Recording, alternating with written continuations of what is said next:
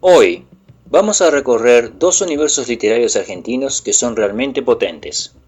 Primero, Respiración Artificial de Ricardo Piglia, publicado en 1980. Una obra que explora la memoria, la política y las relaciones humanas en un contexto histórico muy particular. Y ahora vamos con Mariana Enríquez. Empecemos por El Chico Sucio, un cuento que forma parte de Las cosas que perdimos en el fuego, publicado en 2016. Exacto. Enríquez tiene esa capacidad de tomar lo cotidiano, los espacios urbanos, la vida en los barrios marginales de Buenos Aires y entrelazarlo con lo sobrenatural o lo inquietante. En El Chico Sucio, la narradora nos muestra un horror que es casi invisible, pero que pesa en cada gesto y en cada abandono.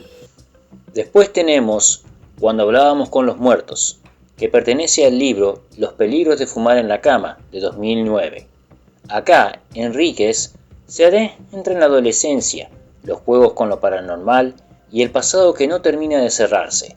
La narradora nos lleva de la mano por fantasmas que no son solo sobrenaturales, son ecos de la violencia y las injusticias que todavía nos persiguen. Y algo que no podemos dejar pasar. Enríquez nació en 1973. Creció durante la dictadura y su obra siempre refleja esa mirada crítica sobre la violencia social, la desigualdad y la memoria histórica. No es solo terror, es literatura que documenta, que denuncia, que incomoda. Exacto, son dos enfoques muy distintos para mirar las fisuras de la realidad argentina.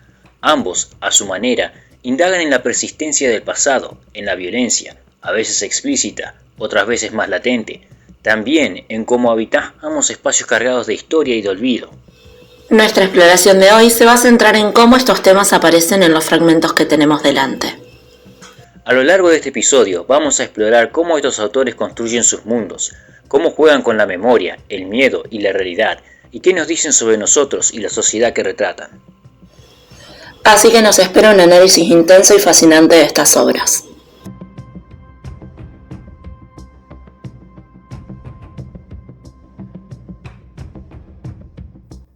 Hoy vamos a hablar de algo jodido, de eso que te incomoda, que no da para escuchar mientras cocinás.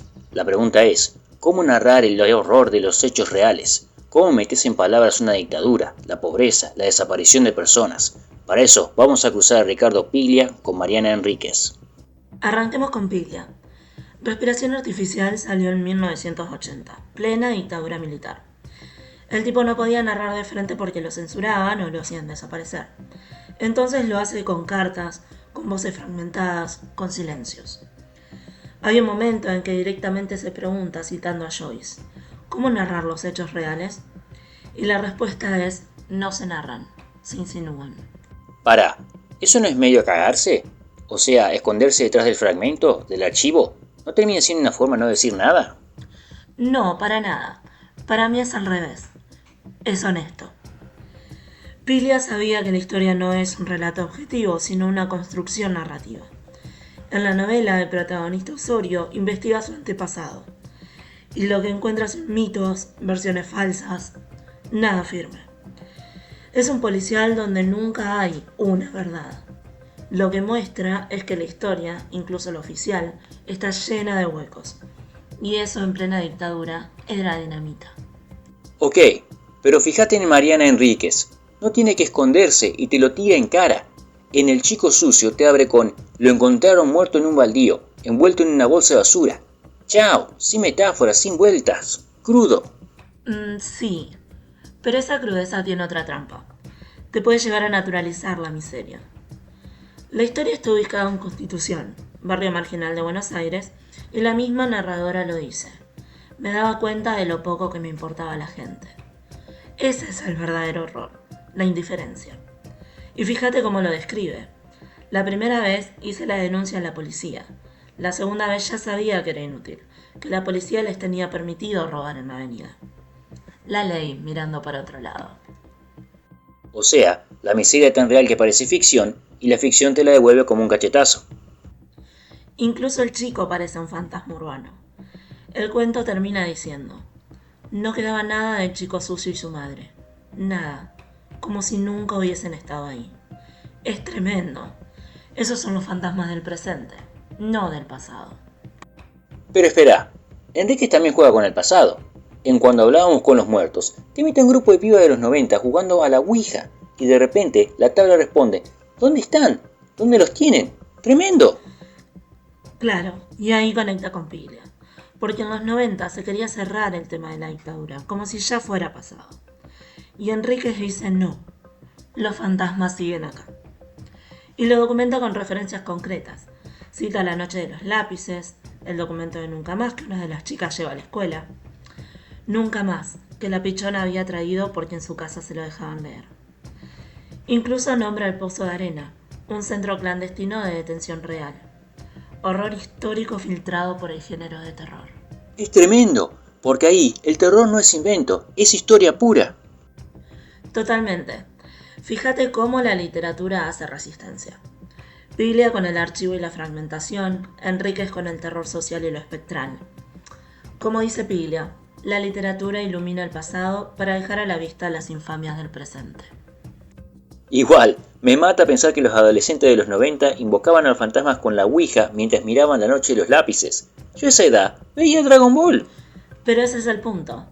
Enríquez nació en 1973, creció en dictadura. Su obra está marcada por la violencia social, la desigualdad, el feminismo, la memoria. No es casual. Y encima todo esto sigue hoy. Pensá en Argentina 1985, la peli con Darín sobre el juicio de las juntas. El documento Nunca más, ahí también es clave. Y esa escena en que el juez le da un chupetín al pibe que lo estaba espiando. Los espías no comen chupetines. ¡Tremendo! Un toque de moral para la nueva generación. Entonces pará, tenemos 3 escenas de horror. En 1980, Piglia con su policial roto que refleja la dictadura desde el silencio. En 2009, Enríquez con adolescentes que heredan fantasmas de los desaparecidos. Y en 2016, Enrique otra vez mostrando la miseria como un espectro urbano. Archivo, espectros y crudeza. 3 formas distintas de contar lo mismo. Que el horror real siempre vuelve. Y que la ficción, lejos de ser un escape, es un acto de memoria y resistencia. Y capaz que lo más inquietante es eso, que ninguna de esas formas alcanza, porque el horror siempre desborda.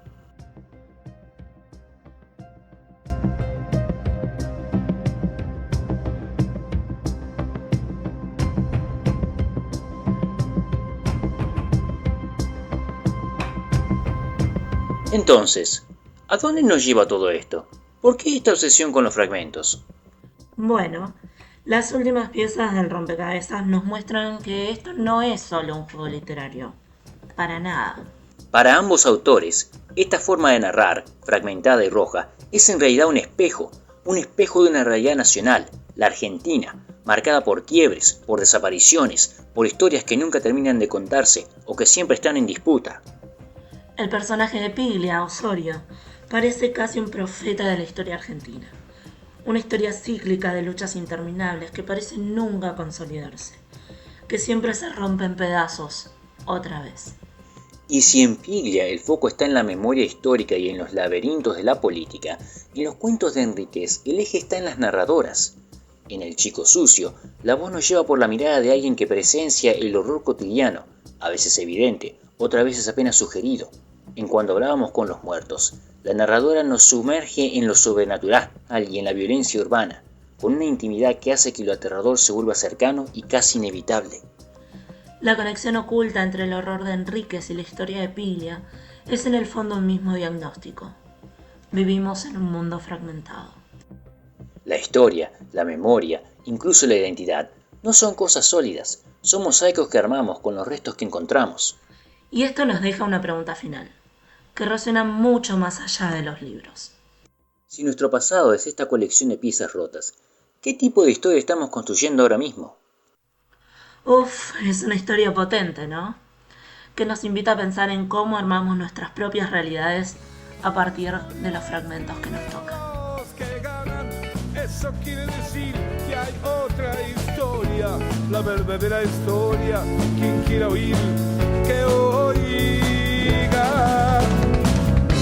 Nos queman las palabras, nos silencian y la voz de la gente se oirá para siempre. Inútil es matar, la muerte prueba que la vida existe. Día, día, día, día, la día, día, día,